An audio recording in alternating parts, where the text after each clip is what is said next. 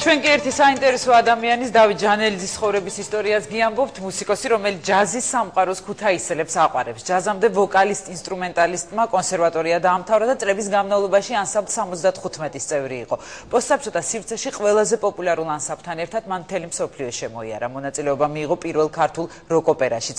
დავით ჯანელიძე რამდენიმე ანსამბლის დამაარსებელი და ხელმძღვანელიცაა. ადამიანები ისტორიით მოამბეში.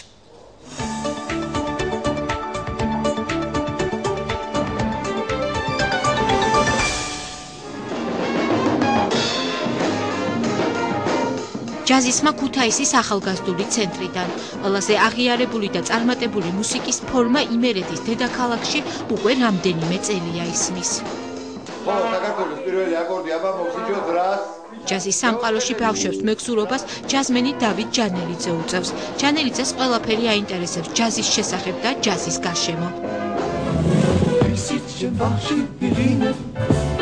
ჯაზამდე მუსიკოსის ცხოვრებაში იყო კონსერვატორიის საესტრადო განყოფილება და 70-იანი წლების ყველაზე პოპულარული ანსამბლი 75.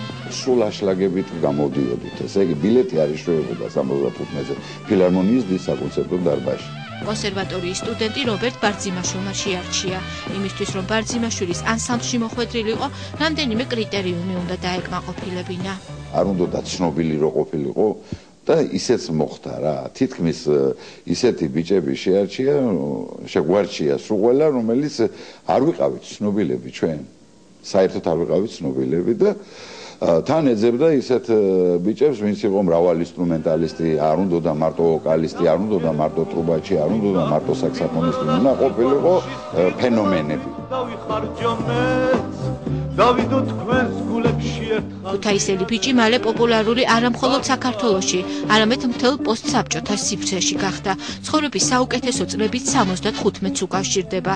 სიმღერები, რომელსაც 75 ასრულებდა, ჰიტები ხდებოდა. ანსამბლის დაშლის შემდეგ დავით ჯანელიძემ მშობლიურ ქალაქში დაბრუნება გადაწყვიტა. აქ დავიბადე, აქ გავიზარდე და მაინც ჩემი ქალაქს ვერ უღალატე და ვერ წავედი. მიუხედავად ამისა, ბევრი შემოთავაზებები იყო. თბილისში საზღვარგარეთაც და ვერ წავედი რა, ვერ უღალატე, იმიტომ რომ მართლა მაგრამ მეყვარს ჩემი ქალაქი და ჩემი ქუთაისი, თლამირჩემია თელ მსოფლიოს. ადამიანი ორკესტრი ასე ეძახიან იმერლები დავით ჯანელიძეს უკრავს 6 ინსტრუმენტზე და თითქმის ყველა ჟანრს. არის რამდენიმე მუსიკალური ჯგუფის დამაარსებელი. ამჟამად მუსიკოსების მეათე თაობას დის. ხელოვანს ერთი ოცნება აქვს უნდა 75-ის წევრები კიდევ ერთხელ შეიკრიბონ და ძველი ჰიტებით მსმენელი კიდევ ერთხელ აამღერონ.